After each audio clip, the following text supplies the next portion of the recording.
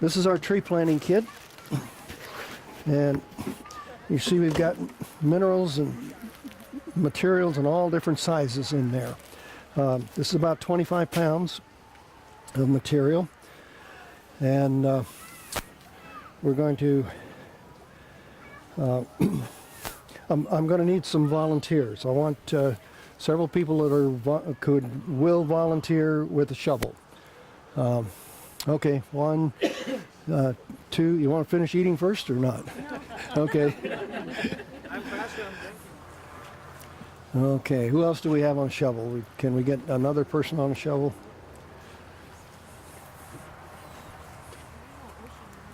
Okay. Now I can use a child, or I can use a woman, volunteer also. Okay, come on over here. Is it Cammie, is it? Yep. Cammie? Okay. All right. All right, I want to just show you this stuff. It comes in all different... So now, before we start, that's the mix we made, or that's the mix we all can get? Or what is that mix? This, after we started teaching this method of planting, John actually suggested that it would be so much easier and less expensive for most people if we made a tree planting kit. Yes, we have a soil sample here. We did not take, we have 2 different soil tests here, but we know what this soil is like. And that mix is according to that soil, or This mix is according, soil? no, this mix is according to this soil there. Okay, so it'll be different for every soil. It will be different for every soil unless you're ordering less than 3 kits at a time. Then it will be a one-size-fits-all. And then, now I know you come from California, from the desert area, and Not from the desert area. well, you're from farming area, but that would all be desert if we weren't irrigating. Yeah. So it's different. It's 25% desert to this year information, because we are in a severe drought this year. So. Yes, we're in a very bad drought in California. Yeah, there. Anyway, so you can't put that through a fertilizer spreader, but this is just get a couple of handfuls and just throw stuff on the bottom here. Generally, you'd use a 25-pound bag for any tree. I want you to do the math. Okay. I want you to do the math on it. Okay. All right, Cammie's got a bunch in there now. That's enough for right now. But we're going to take 1/2 of what's in here. We're not going to measure it perfectly, but about half of what's here. And as we're filling this, we're going to use about half in there. Now, the other half, then we're going to have that layer of rock. Then we want pipe, because we want air down there. And we want peat moss over here to go in. So we want all of these different things to go in. We want some topsoil, which is over there. This is subsoil. We're going to have to steal some topsoil from the surrounding area there. That's compost. So do we have somebody with a shovel volunteering with the compost? Okay, go ahead. You're right there. You want some now? Yes, here's what I want to do. Let's take a shovel of that, and you've got the topsoil, do you? Take a shovel of that, put it on in there, and One each, or you want more? just one for now. Just one for now. Okay, I need somebody to volunteer for the peat moss. Okay, I want you to take a shovel and open that peat moss up. Okay, Vic will get it for you. Yeah, a knife would be good. Here, a knife would be good. Yeah. No, just cut it wide open. Go ahead and cut it wide open. Oh, they've got it. I guess they've got it there. Okay. Okay. Let's get you right here. Right there. Okay. Now, what I want is for you to take a bunch like that and throw it in. Okay. You to take a shovel and put it in. All right. And topsoil, this. Okay, compost. We need a shovel full of compost out there. Can we use coconut coir? You can. You can, but most coconut coir is too high in salt. Okay, that's enough. That's Hey, enough. Lynn, we're gonna try to get you mic'd up here. If Okay. you like. Okay. Is it on now? Not quite. I gotta get the speaker hooked up, and then we'll be ready Okay. in just a minute. Get you to hold that. Let's try not to cut the cord. Okay. Oh, don't put it there. I think it's better if we just move it in the back. Maybe behind. Okay. What do we have in there so far? We've got. We got the magic, we got the Okay. dirt topsoil, and then we got some compost. Okay. Let's start over again, Cammy. Take a handful of that stuff and just throw it in. Hey, Lynn, why don't you give it a try? Okay. Are we on? Are we on? Not yet. Okay. Okay. Compost. More peat moss. Switch the mic on. Okay. That'll work. Thanks. Okay, we're on. Okay, you see what we're doing? We're just taking from each pile, and we're just going around the circle here. Okay. Next. Okay. Now we just want to keep going around in a circle here. Okay. So keep going. Cammy. Okay. Your turn. Remember, Cammy, we need about half of this, all of this in the bottom 1/3 of that hole. That's going to be pretty strong there. Another handful, Cammy. Okay. Yeah, let's just keep going around. Okay. Now, I'd like a big man to volunteer to get down in that hole and just tromp it around. Do we have a volunteer? All right. All right, we got. Okay, let's not bury here. Okay. You just want to mix it, or you want to? No, I just want you to trample around on it. All right. Okay. Should have had a heavier guy then, I guess. All right. That's good. That's good. Great. Okay, want to keep going around? Let's go around the circle. Cammy, more of this. So Lynn, Yes. you watered that in instead of dancing on it. What if you watered it in? That's a good question. What would happen if we watered this in? When we do construction and we're wanting to tamp, ground down, we're trying to compact it, we use water and then we run over it and it packs it very much. Now we're doing a lot of work to get air into this, but then we'll have too much air in this. Did we forgot to put that pipe in? No, okay, we need, who's our guy to tamp it down? Yeah. Okay, that's enough. Okay. That's about right. That's about right. Okay, do you think we're about 1/3 of the way of that? Okay, we're good. Now that's going to sink. Okay, we've got a lot of air in that, and over the next year this is going to sink. And okay, that's enough for now. We don't want to put any more in for a little while here. Now, who can tell me what goes on next? Layer rock. Okay. For this size hole, we need about 10 gallons of this rock. May need some help with that. Okay. Just dump it in.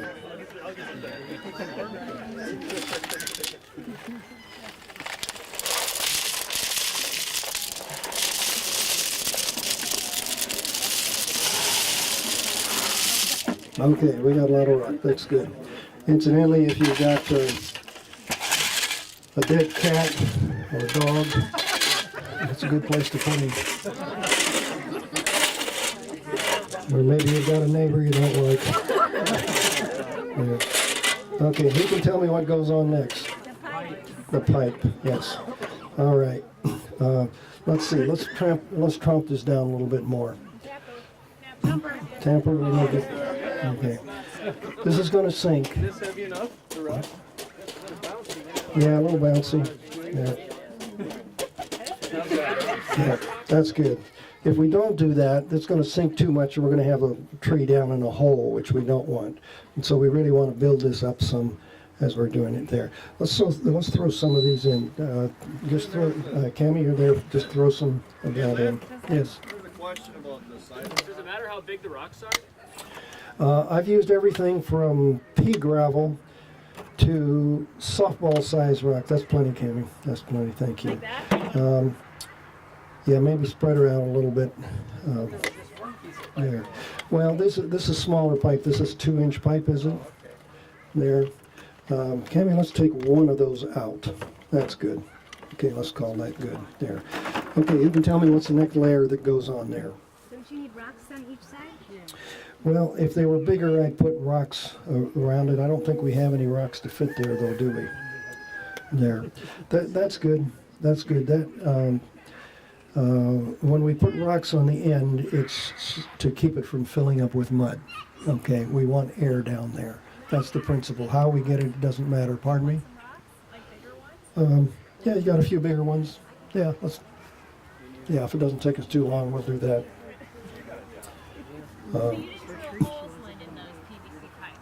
I didn't drill. No, we didn't drill it in here. That's short enough that that the air will get out. If you had long pieces, you'd need air in it. Yes. If you used a tile in a trench, the tile would have holes in it, and then would you bring the ends up? Yes, that's a good question. And I have done trenches where we use French drain, and of course French drain has holes all the way through it there. And then we daylighted it on both ends there. Ooh, you have anything smaller than that? Yeah, she's clear. Okay, that's good. Are these too small? That's good size, and that's good size. And let's call that good enough for now. There. Okay. Somebody want to get down there and just put rocks in the end there? That's good. That's good. They're all the same. Okay. Is that too big? We'll call it good. Yeah. Cammy, if you just put that flat rock, if you just kind of lay it over on top, that's good. Yeah, that'll keep from filling up with there. And then there's a rock over there. Let's put it. Thank you. That's perfect. That's perfect. Okay, who knows what goes in next? Biochar. And okay, we need topsoil, and we want biochar. The biochar is back here. Vic, you've got a shovel. You want to open that for us? Or a knife? You want the knife again? Here. Can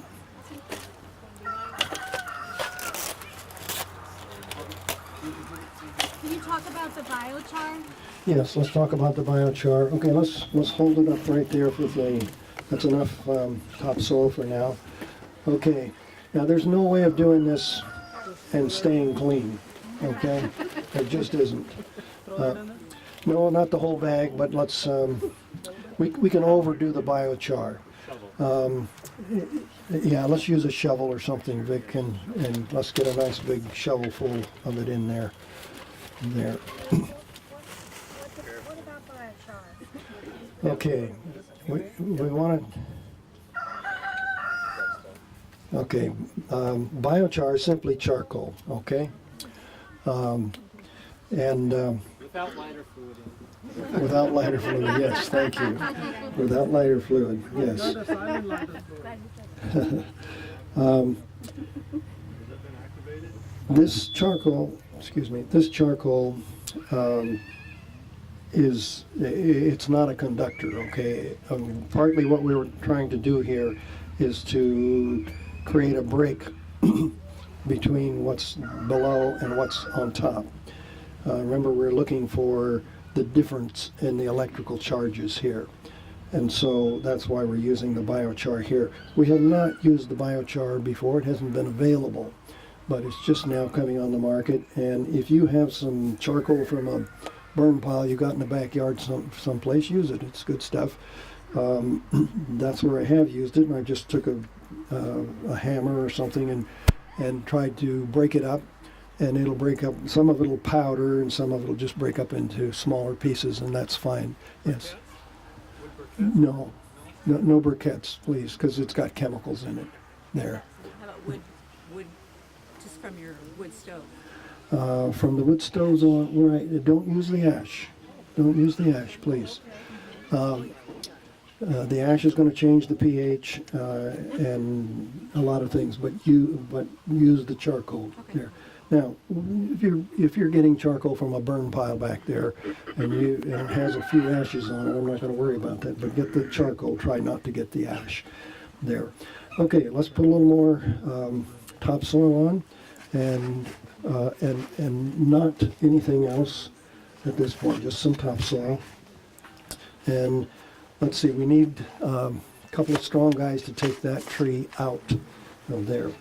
Okay, and we're about there. We don't fill that hole any fuller, I think, than where we are right now. There. Okay, nice. Okay, that's just about right. That's going to sink a little bit over time. Now, people often ask me, should I cut those roots? Should I mess that up some? Anybody have an answer for that? Yeah, we don't want to disturb those roots any more than we have to, except sometimes you get a tree like this and the roots have gone round and round that pot. Now, when we bonsai a tree, what do? We tie their roots, right? So if those roots have tied themselves naturally, I have gone, this one I don't want to disturb at all, but I have at times cut right straight through. I'll take a big knife and just cut straight through, and maybe 2 or 3 different places there. Otherwise, those roots will continue to grow and cut off the circulation for things around it. You have a question, Jim? That is a confirmed experience with lots of landscape, is that the girdling roots continue to girdle and they strangle the tree, and it doesn't have longevity. Yes. Yes, it'll strangle the tree. That should be observed now. Yes. Well, you sound like you're knowledgeable on this, Jim. What do you think about those roots? I don't have any objection to disturbing them a little bit. Okay. Not deep, but superficially. Okay. Because girdling roots, you can see it everywhere, probably all over the country. Yes. It's a very serious problem for the longevity of a tree. If those roots are girdling that tree, just like Jim says, they'll continue to grow and to strangle that tree. So we don't want to do that. John? I will say that Dr. Reams recommended, if you can, to use bare root as his preference with the planting method, and his strong recommendation was look at the tree on the bare roots and find the predominant roots go to the magnetic north because of the flow, and so that'll make the tree grow better. So if you're doing that style, that's how you put the tree in. Yes, yes. Also, you'll notice when you buy bare root trees that are grafted, you can tell which way that tree grew in the ground by the graft. That'll tell you. Jim, you had a comment? With the bare root transplant, those roots have elongated. The idea is not to coil them in the hole, it's let them be strung out. Yes, we do want to string them Maybe out. it goes against what you're showing us here, but you might have to put minerals in your furrows, in your laterals. In other words, if your roots are spidered out like this, then We're going to put minerals around here too, Jim. you have a root. Okay. Yeah. Well, I really don't want to disturb those roots unless you think we should a little bit. No. Okay. I think we're better off. I think we're better off the way it is there. I want you to notice that there's a plastic barrier on that. That's going to keep the mice from eating that bark. That's nice, tender tree, and it'll keep the rabbits off of it. There, Luke. Lynn, do you have a guideline of how high you'd want the crown above the native soil? 2 inches, 3 inches? I mean, how much settling would be expected? Tammy, can you see how far we are? Can you kind of guesstimate? Lay the shovel. There you go. Probably about 1.5 feet. Oh, this way? Yeah. 2-3 inches, depending on which way you're looking. That's about right. 2-3 inches. Yeah. Should be grade. Does that matter? Pardon me? Does it matter if it's plumb? Oh.